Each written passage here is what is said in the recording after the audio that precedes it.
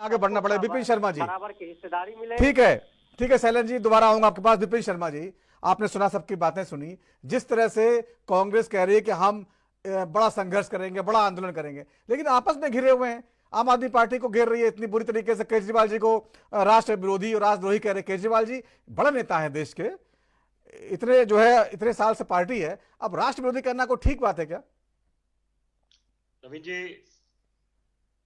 देखिए, मुद्दा बड़ा गंभीर है और इससे बिल्कुल साफ होता है कि चुनाव नजदीक है, क्योंकि दिल्ली का जो चुनाव दस्तक दे रहा है, अभी औपचारिक तरीके से तारीखों की घोषणा नहीं हुई है, लेकिन राजनीति चरम पे है और यहां पर कोई मौका नहीं छोड़ा।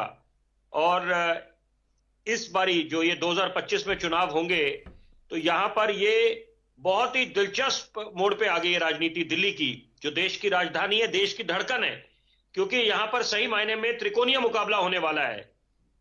और मैं अंग्रेजी अखबारों से जुड़ा रहा हूं, तो मैं कांग्रेस के वरिष्ठ नेताओं को मिलता था, शीला दीक्षित जी को मिलता था। वो स्वर्णिम दौर था दिल्ली का, जब 1998 से लेकर 2013, जब शीला दीक्षित जी मुख्यमंत्री थी और प्रदेश अध्यक्ष चौधरी प्रेम सिंह हुआ करते थे, जिनका नाम स्वर्ण अक्षरों में Guinness book of world record में दर्ज है, जो ऐसे महान नेता थे जो 50 वर्षों से ज्यादा अपने विधानसभा क्षेत्र से हारे थे नहीं। और वही हम कुछ समय बाद की बात करें कि वही कांग्रेस पार्टी है कि जो अपना खाता नहीं खोल पाई है विधानसभा के चुनावों में, लोकसभा के चुनावों में। तो चुनाव जो लोकतंत्र का महापर्व कहलाता है, उसमें उतार चढ़ाव चलता रहता है। रणनीति और मनोबल पे बहुत कुछ निर्भर करता है। और आज क्योंकि ये चर्चा आपने बहुत अहम मुद्दे पे रखी है, मैं साधुवाद बधाई दूंगा आपके चैनल को, आपको दूंगा। और मुझे खुद ये सौभाग्य मिला कि मैं आपके चैनल भी आया हूं, और तो यहां पर और बड़े चर्चाओं में मैंने भाग लिया है एएनबी चैनल में। तो यहां पर देखिए, बड़ी जरूरी बात है कि आज हम उस बात को याद करें। डॉक्टर मनमोहन सिंह साहब, जिनका पूरा देश सम्मान करता है, हिंदुस्तान के पूर्व प्रधानमंत्री, उन्होंने एक बड़ी, मैं उसको एपिक स्टेटमेंट बोलूंगा, उन्होंने बोला था कंपल्शन ऑफ कोलिशन, गठबंधन की मजबूरियां। तो इसके अपने आप मायने हम समझ सकते हैं, कोई रॉकेट साइंस नहीं है। तो आज के वर्तमान दौर में सहूलियत की राजनीति हो रही है। जब हम पंजाब की बात करें, तो वहां पर क्या हुआ, एकला चलो की राह पे चल पड़े आम आदमी पार्टी। और यही बात है कि दिल्ली में लोकसभा के चुनाव जो संपन्न हुए इस वर्ष, वहां पर 4-3 का सीट शेयरिंग फॉर्मूला करा। तो यहां पर सहूलियत की राजनीति हर कोई करता है, चाहे भाजपा, चाहे कांग्रेस, चाहे सपा, कोई मौका नहीं छोड़ना चाहता। लेकिन सवाल यह पैदा होता है कि दिल्ली को पूर्ण राज्य का ओहदा नहीं मिला हुआ है, और यह मिल भी नहीं सकता, क्योंकि विश्व की जितनी बड़ी राजधानियां हैं उनको पूर्ण राज्य का ओहदा नहीं मिलता। उसके पीछे कारण होता है, और यहां पर बेशुमार मुद्दे हैं। एक शुरुआत निश्चित बात है, बड़े जिम्मेदारी से बोलूंगा, आम आदमी पार्टी ने करी है। आप ये बोले, जनता ने जब अपना बेशकीमती जनादेश उनको दिया है, उसको आपको सर्वोपरि मानना पड़ेगा। और दिल्ली देखिए, मैं दिल्ली वासी हूं, बड़ा फख्र महसूस करता हूं, नाज होता है मुझे कि दिल्ली एक बेहतरीन केस स्टडी है।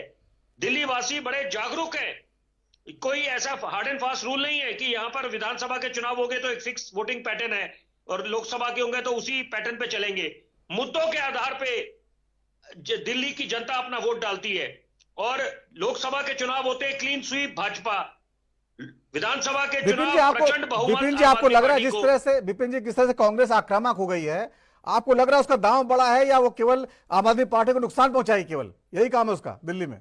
नवीन जी, आप बधाई के पात्र हैं। मैं इसी सवाल की उम्मीद कर रहा था आपसे। देखिए, जो 2024 का लोकसभा का प्रदर्शन रहा है कांग्रेस का, तो एक नई ऊर्जा आई है उनके संगठन में, और उनको उम्मीद दिख रही है इस समय की वापसी हो सकती है, बशर्ते, बहुत बड़ी बात मैं बोलने जा रहा हूं, मैं चाहता हूं आपके सम्मानित दर्शक इस बात को सुने, क्योंकि कांग्रेस के बारे में, वो तो इसमें कोई दो राय नहीं है कि कांग्रेस का एक स्वर्णिम इतिहास रहा है। आजादी के बाद इतने वर्ष सत्ता पे कौन काबिज रहा है, ये किसी को बताने की आवश्यकता नहीं है। लेकिन साथ साथ सिक्के का दूसरा पहलू यह भी है कि कांग्रेस और गुटबाजी एक ही सिक्के के दो पहलू हैं। तो अगर ये लोग ये गुटबाजी वाले इस मुद्दे पे काबू कर लेते हैं, अपने घर को संभाल पाएंगे। और सबसे बड़ी बात है कि कंफ्यूजन की कोई जगह नहीं होती राजनीति में, कि यहां पर आप पहले खुद देखें, क्योंकि दो फाड़ में है कांग्रेस पार्टी, ये बिल्कुल साफ प्रतीत हो रहा है कि कुछ नेता चाहते हैं कि आम आदमी पार्टी के साथ गठबंधन करें, और कुछ नेता बिल्कुल इसकी खिलाफत करते हैं। तो यहां पर अभी इस समय त्रिकोणीय मुकाबला है सही मायने में, पहले भी था लेकिन अब सही मायने में इसलिए क्योंकि बीजेपी कांग्रेस इसका ने फायदा कहा उठाएगी, उनको बीजेपी इसका फायदा उठाएगी, आम आदमी पार्टी के वोट कटेंगे।